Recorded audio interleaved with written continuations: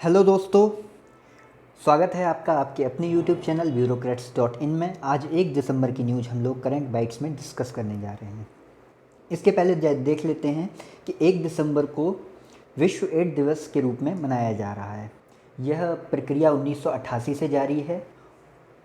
तो चलिए हम लोग इसके बाद सीधा बढ़ते हैं पहली खबर पे। बुरेवी चक्रवात।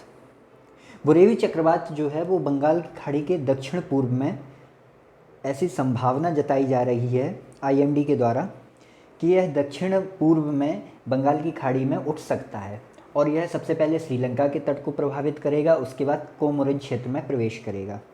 ठीक, जो ये चक्रवात है वो दक्षिण तमिलनाडु और दक्षिण केरल तट से टकराने की भी इसकी संभावना जताई जा रही है कि यह दक्षिण तमिलनाडु और दक्षिण केरल तट से टकरा सकता है। इसलिए वहाँ के जो ज़िले हैं उनको रेड अलर्ट और ऑरेंज अलर्ट पे रख दिया गया है। आप लोग जानते हैं कि किसी ज़िले को रेड अलर्ट पे रखने का मतलब होता है कि वहाँ पे कंडीशन बहुत घातक हो सकती हैं, सीवियर कंडीशंस बन सकती हैं। जो तमिलनाडु के ज़िले हैं वो देख लीजिए, कन्याकुमारी, तिरुनेलवेली, थुथुकुडी, टेंगसी, रामनाथपुरम, शिवगंगा ज़िले, केरल का तिरुवनंतपुरम, कोल्लम, पथानामथिट्टा और अल्लापुझा। इन ज़िलों में भारी बारिश की भी आशंका जताई जा रही है। जब ये चक्रवात टकराएगा वहाँ पे या फिर जो लो प्रेशर क्रिएट होगा, उस लो प्रेशर के कारण जो लो प्रेशर से जो हाई प्रेशर से लो प्रेशर की तरफ हवाएं चलेंगी, उस कारण से जो भारी बारिश हो सकती है वह तमिलनाडु और केरल के ज़िलों में हो सकती है। आप जानते हैं कि जो बारिश का संबंध है वो लो प्रेशर से है। हाई प्रेशर एंटी साइक्लोनिक स्थिति होती है। जो चक्रवात के बारे में चलते हैं फिर से, चक्रवात को बुरेवी नाम दिया जा सकता है। यह मालदीव के द्वारा नाम सुझाया गया है। अभी यह चक्रवात आया नहीं है, इसकी क्या स्थिति रहती है, क्या इससे क्षतिग्रस्त होता है इलाका, उसकी जानकारी के लिए हम लोगों को रुकना पड़ेगा चक्रवात आने तक।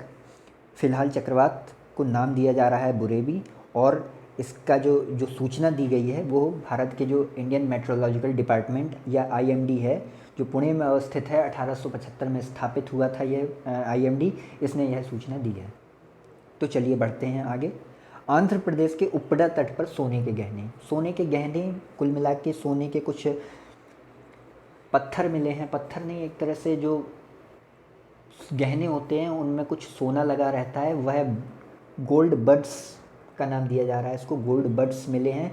क्या होता है कि जब वहाँ पे चक्रवात या फिर बहुत तेज़ लहरें आती हैं तो लोग तट की तरफ भागते हैं कि शायद कुछ सोने जैसी चीज़ उन्हें मिल जाए। जैसे हम लोग देखते हैं कि उत्तराखंड तरफ या फिर जो गंगा घाटी है हम लोगों की, उसमें क्या होता है कि जब भी बाढ़ आती है तो किनारों पे कुछ सिक्के मिल जाते हैं, क्योंकि सिक्के लोगों के द्वारा फेंके जाते हैं। ऐसी ही ये घटना हुई है कि मत्स्यलिंगेश्वर स्वामी मंदिर यहाँ पे अवस्थित है। मत्स्यलिंगेश्वर स्वामी मंदिर के आसपास के जो लोग हैं, जब वो वहाँ पे दर्शन करने जाते हैं और डुबकी लगाते हैं तो उनके जो साथ में जो कुछ सोना होता है, कुछ थोड़ा बहुत, वो बह के उनके साथ निकल जाता है। ठीक, तो उसी के कारण संभावना ये जताई जा रही है कि शायद इस कारण से ये सोने के गहने किनारे पे प्राप्त होते हैं। तो ठीक है, हम लोगों को आंध्र प्रदेश का जो उपड़ा तट है वह मैप में देख लेते हैं कि ये कहाँ पे है। ये देखिए, ये है ईस्ट गोदावरी डिस्ट्रिक्ट और ये है उपड़ा तट। ठीक, अब उपड़ा तट की हम लोगों ने लोकेशन देख ली। अब बढ़ते हैं हम लोग आगे। आगे है ब्रिक्स मीडिया फोरम। हाल ही में 5वां ब्रिक्स मीडिया फोरम वर्चुअल तरीके से आयोजित हुआ। इसमें जो इसकी जो थीम थी वो थी, थीम नहीं, इसमें जो कार्य करने का आह्वान किया गया वह वायरस ऑफ डिसइंफॉर्मेशन से लड़ने का आह्वान किया गया। इसमें वायरस ऑफ, अगर कल के दिन परीक्षा में आ जाता है कि हाल ही में चर्चित रहा शब्द वायरस ऑफ डिसइंफॉर्मेशन किस संगठन से जुड़ा हुआ है, आपको वायरस ऑफ डिसइंफॉर्मेशन और 4 ऑप्शन दे दिए जाएं।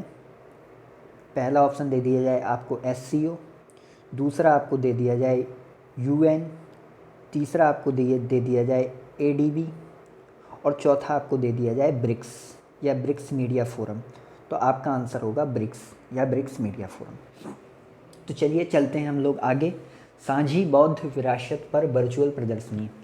जो संघाई सहयोग संगठन है उनने एक वर्चुअल प्रदर्शनी आयोजित की है सांझी बौद्ध विरासत पे, जो शेयर्ड बुद्ध जो हेरिटेज है उस पे यह प्रदर्शनी आयोजित हुई है, जिसका शुभारंभ वाइस प्रेसिडेंट वेंकैया नायडू ने किया था और राष्ट्रीय संग्रहालय दिल्ली ने इसका वर्चुअली आयोजन किया था।